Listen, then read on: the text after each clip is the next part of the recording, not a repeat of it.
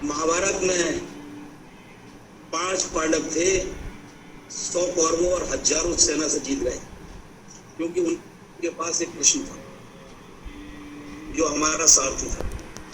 हमारे पास भी कृष्ण इंडस्ट्री के पास हमारे राकेश जी हमारे सारथी हैं, हर परेशानी में हमारे साथ खड़े थे। बाइंग एजेंसी हो, सरकार हो, बैंक हो, जिसका सारथी ऐसा है, आप क्यों डर रहे हैं, क्यों भयभीत हो रहे हैं? ये बाइंग एजेंसी है, मैंने पहले भी एक फ्लोर से बोला था, ये आपको ऑर्डर देंगी, बैंक आपको लोन देंगे, तो पैसे की कमी कहाँ रह गई? आप कुछ समय की कमी है, उस समय के ऊपर ना जाइए, घबराइए नहीं और बिल्कुल इस तरीके से चलते रहिए कि आपके जीवन में कुछ नहीं हो, एक शांति का वक्त आया है, समय आया है। अवधेश जी, मैं आपको स्पष्ट ये कहना चाहूँगा कि यहाँ कृष्ण तो नहीं है कोई भी, लेकिन यहाँ अर्जुन जरूर है और आप हमारे सबसे बड़े अर्जुन हैं। और इसके साथ में और कहना चाहूँगा कि हमारे पास 11,000 अर्जुन हैं जो हमारे मेंबर एक्सपोर्टर्स काउंसिल के पूरे देश में हमारे साथ रजिस्टर्ड है। हर एक अपने आप में एक अर्जुन है और वास्तव में ये एक ऐसा समय है जहाँ पर आप सभी अर्जुन को हमें देखना है कि वो किस तरह से इस महाभारत से, इस जंग से हमें बाहर निकालते हैं। दरअसल ये बातें निर्यातकों और ईपीसीएच के डायरेक्टर जनरल राकेश सिंह के बीच हुई, जिन्होंने अर्जुन की उपाधि सभी निर्यातकों को दी है। दरअसल आज कोरोना की मार से पूरा देश परेशान है, तो वहीं निर्यातकों पर भी इसका खासा असर दिखाई दे रहा है। अपनी समस्याओं को सभी के सामने रखने और एक दूसरे से साझा करने को लेकर एक वीडियो कॉन्फ्रेंस की गई, जिसमें ईपीसीएच के पदाधिकारी और निर्यातक शामिल हुए।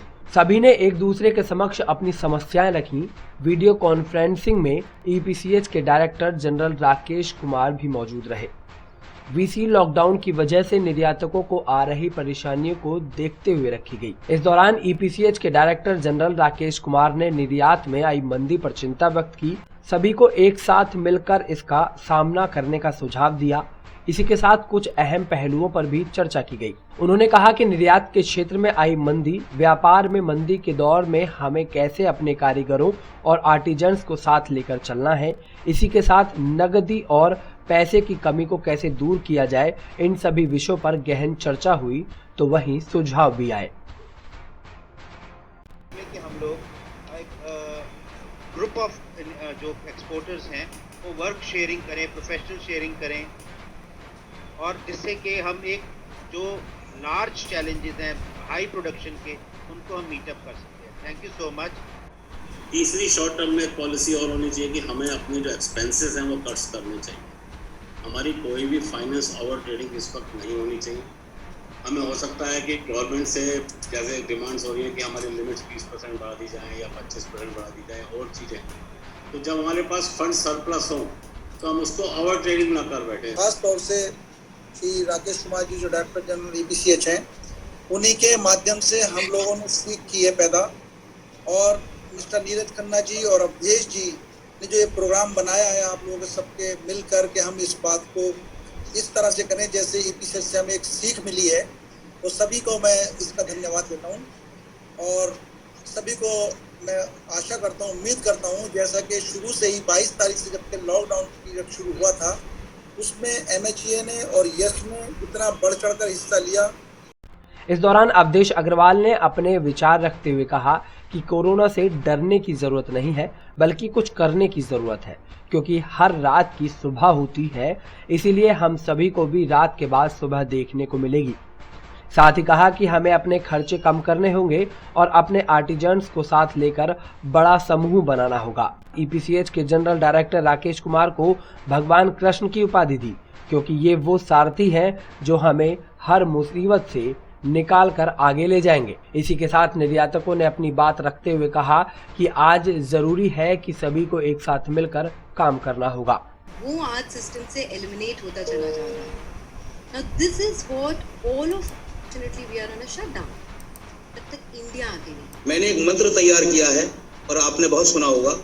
ये मूल मंत्र मेरे जीवन का है कि हर रात की सुबह होती है।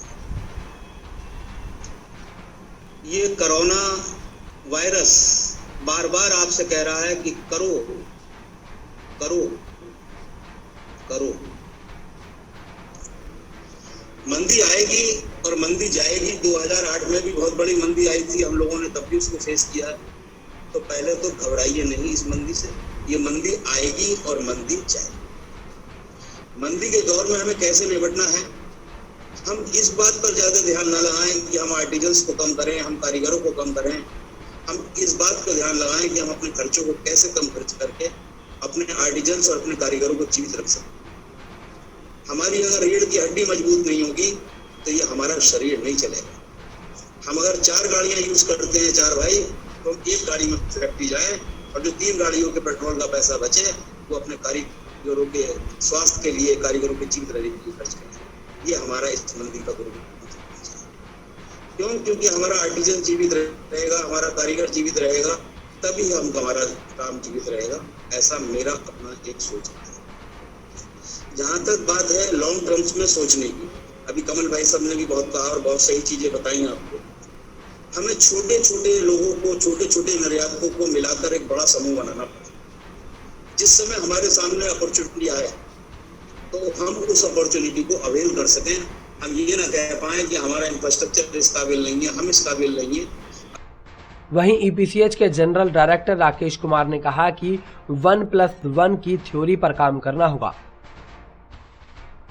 आपने रिसेंटली देखा होगा जियो प्लस फेसबुक, इन दोनों ने अपना मॉडल इकट्ठा किया और सडनली रिलायंस जो है वो डूबती शेयर मार्केट को पूरा उठा करके ऊपर ले गया। ऐसे में इसका मतलब ये हुआ कि 2 बिग जो हैं वो इकट्ठे होते हैं तो जॉइंट बनते हैं। ऐसे में 1+1 की जो थ्योरी है, that means 1+1 is equal to 11, इस थ्योरी को हमें बीच में लाना चाहिए और हमें बेसिकली कंसोर्शियम डेवलप करने चाहिए। और ये कंसोर्शियम डेवलप में हमारी जो जेबीज हैं वो उसके लिए बहुत ज़रूरी है।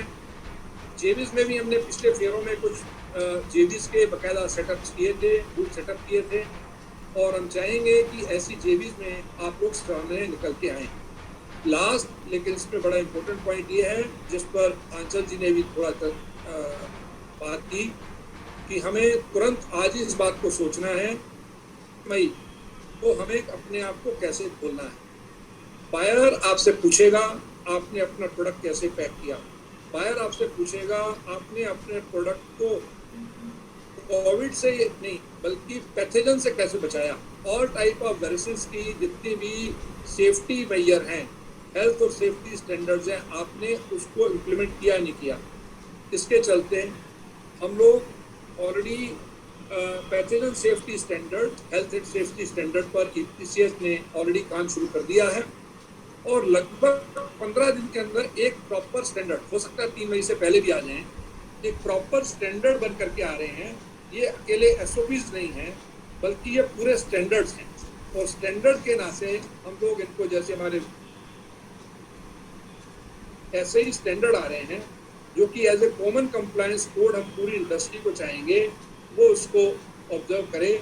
और बाइंग एजेंट एसोसिएशन को, क्योंकि उसमें विशाल जी भी उसमें पार्ट थे जो हमने उसकी टेक्निकल कमेटी की मीटिंग की, तो हम उसमें चाहेंगे कि सब लोग मिल करके उन कॉमन कंप्लायंस कोड को इम्प्लीमेंट करें। और उसके चलते हम लोग ऐसा मान के चलते हैं कि हम लोग बायर्स को, जैसे आप सिटी पैड वगैरह में पूरी डिटेलिंग देते हैं, एक कॉन्फिडेंस लेवल दें। क्योंकि अभी कोविड का जो पूरा परेशानी हुई है उसमें सबसे बड़ा परेशानी ये आई है, एक फियर फैक्टर डेवलप हुआ है, एक नो कॉन्फिडेंस तरीका सामने आया है। सामने वाला जब आपसे मिलने आता है तो आपको लगता है कहाँ से आया होगा, किससे मिल के आया होगा, कब आया होगा। इसी तरह हमारा बायर भी ये सोचता है कि ये प्रोडक्ट कैसे आया, किससे पैक किया होगा, कौन से लोग इन्वॉल्व होंगे।